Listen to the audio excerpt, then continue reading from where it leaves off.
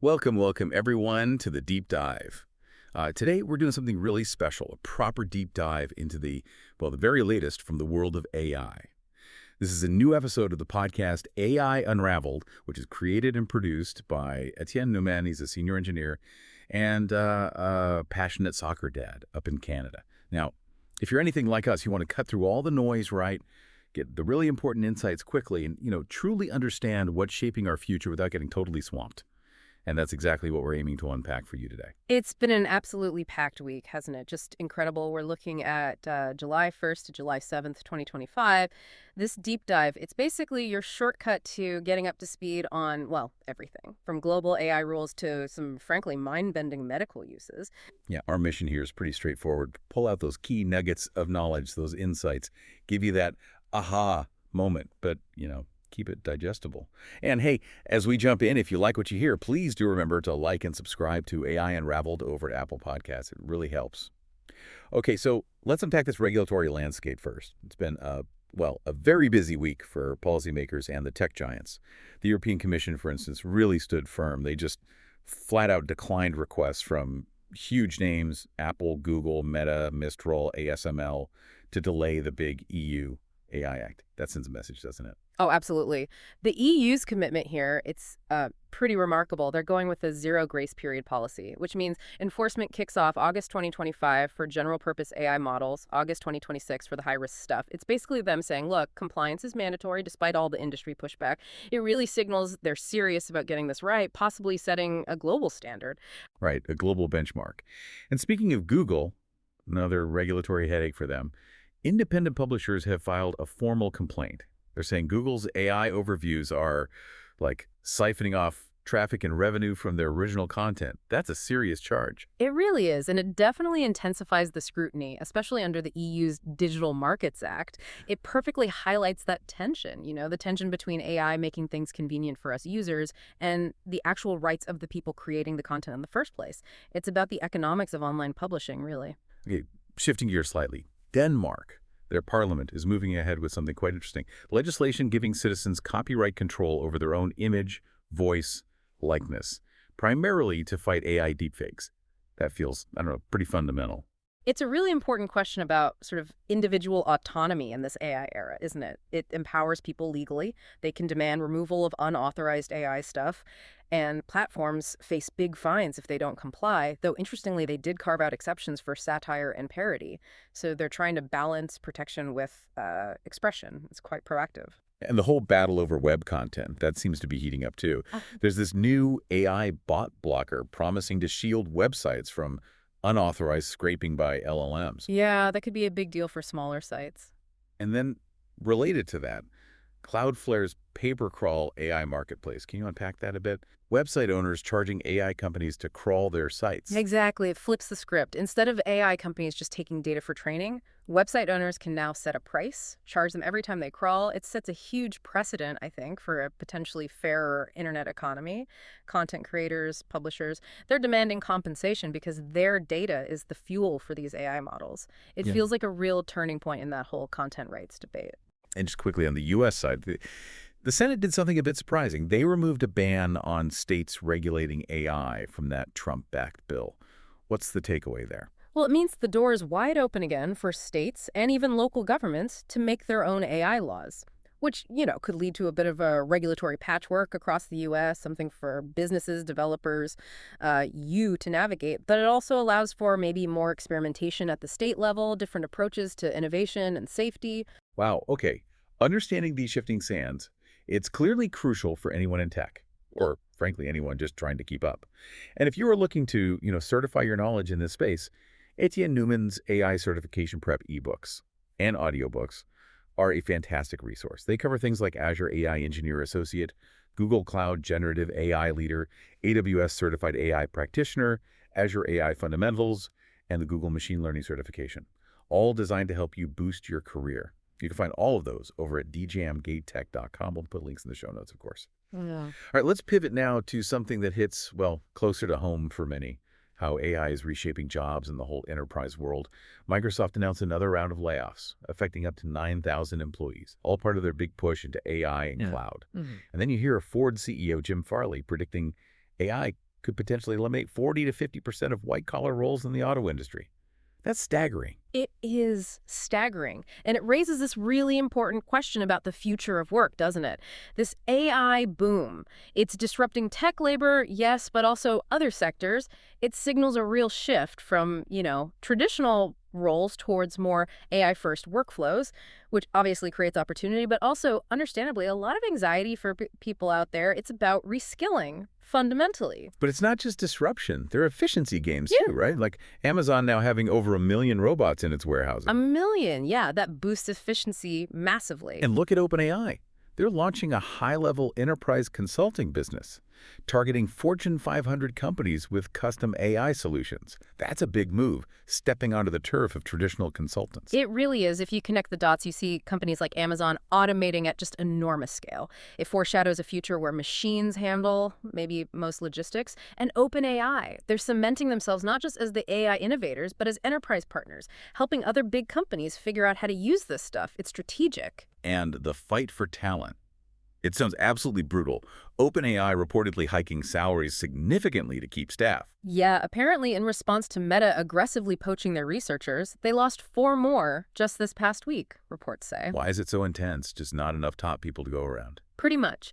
It just highlights the scarcity of truly top-tier AI researchers and engineers, the ones who can actually build these frontier models. It's not just about the money. It's about getting those key minds who are literally defining what AI can do next. High stakes, very high stakes. And we're seeing new business models pop up too, like Perplexity, introducing that $200 a month premium tier for advanced AI research tools, taking on Google search in a way. Exactly. That signifies this intensifying AI search race. Yeah. Premium services targeting researchers, professionals, enterprise teams. It shows AI's value isn't just, for fun consumer apps. There's a serious market for high-end AI tools emerging. Right. The demand for skilled AI people is just undeniable. And if you're listening and thinking, okay, I want to start building with this stuff, or maybe just understand it better, Etienne Newman's toolkit, called the AI Unraveled Builders Toolkit, is seriously worth checking out. It's got AI tutorials, PDFs, audio, video, plus those AI and machine learning certification guides we mentioned. Really practical stuff. Again, links are in the show notes at dgmgatech.com. Okay, now let's shift gears again. Let's talk about some of the truly mind-bending breakthroughs, the stuff that really shows AI's potential to change lives. There was this incredibly heartwarming story. AI-enabled sperm wellness analysis helped a couple conceive after 18 years of trying. Just amazing. It really is a huge milestone for AI and reproductive medicine. Think of the implications for millions struggling with infertility. It's about precision. AI spotting things in sperm morphology or motility that the human eye might miss. Yeah. Truly precision fertility tech. And then in diagnostics, Microsoft's AI model reportedly doing better than doctors in diagnosing some things, especially rare conditions. They're calling it a step towards medical superintelligence. Yeah, that's a bold claim, but the potential is there. Plus, a biotech startup, Chai Discovery, successfully used AI to actually design working antibodies. That could speed up drug discovery massively. What's fascinating here is AI's expanding role across the board in healthcare. Clinical decisions, drug discovery, potentially cutting diagnostic errors, slashing R&D costs. It's really starting to revolutionize how healthcare is delivered. But of course, it also raises that important question about oversight, right? Keeping humans in the loop for critical decisions. Absolutely. And beyond healthcare. AI and public safety, the environment. Arlington County using AI for non-emergency 911 calls over July 4th weekend. Yeah, freeing up human dispatchers for the real emergencies. Smart. And scientists using AI to find a compound to remove radioactive iodine super efficiently.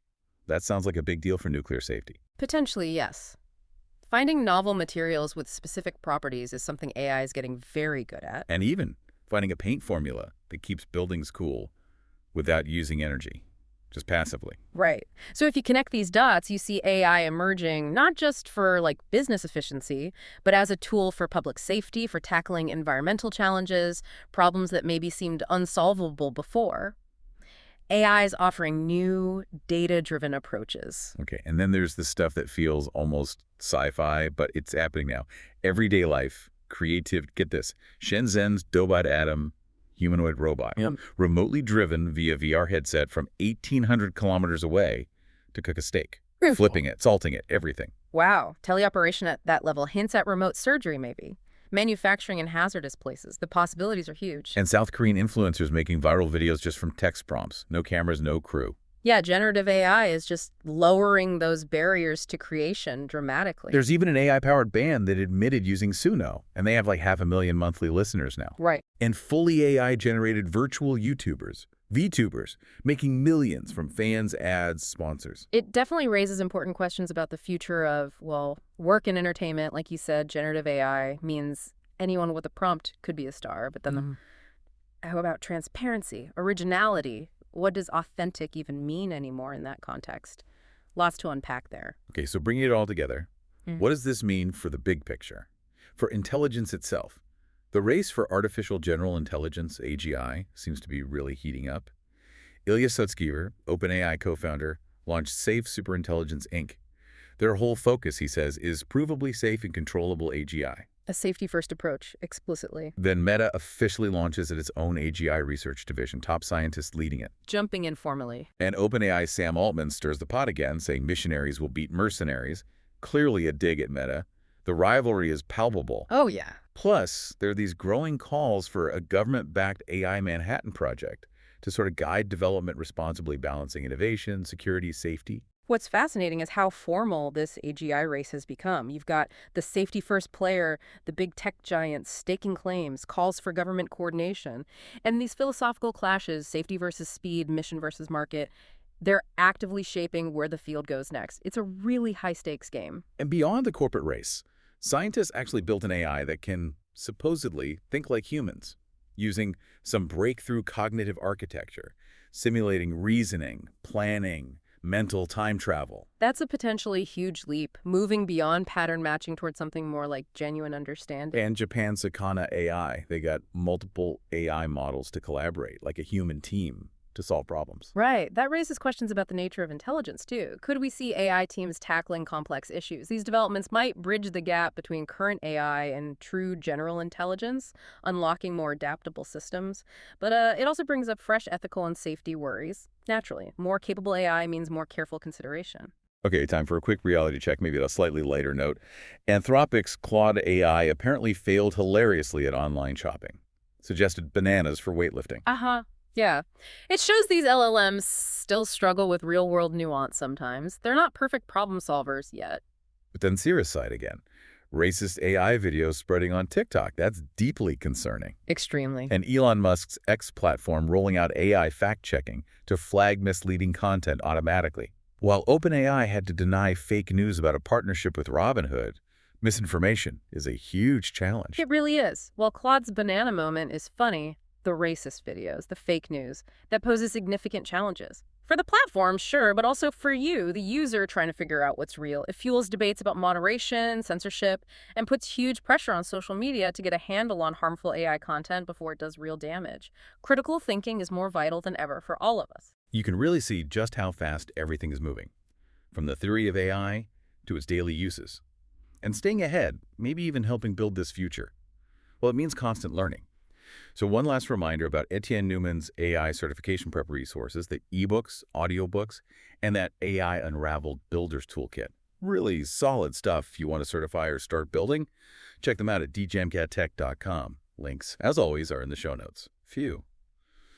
From the EU's regulatory battles to labs building human-like AI, from life-saving medical tech to robots making dinner, this past week alone just hammered home how deeply AI is weaving itself into, well, everything. It's a world of just incredibly rapid innovation, amazing promise, and, yeah, some really complex challenges. It is. And this constant evolution, it really raises an important question for you listening out there. As AI keeps accelerating like this, where do you see the next big ethical frontier emerging? What's the next thing we as a society absolutely must address proactively to make sure this tech serves humanity responsibly? Something to think about. Definitely something to think about. Thank you for joining us on this deep dive into the AI Unraveled Week in Review. Keep digging, keep asking questions, keep exploring. We'll be here to help you unpack it all next time.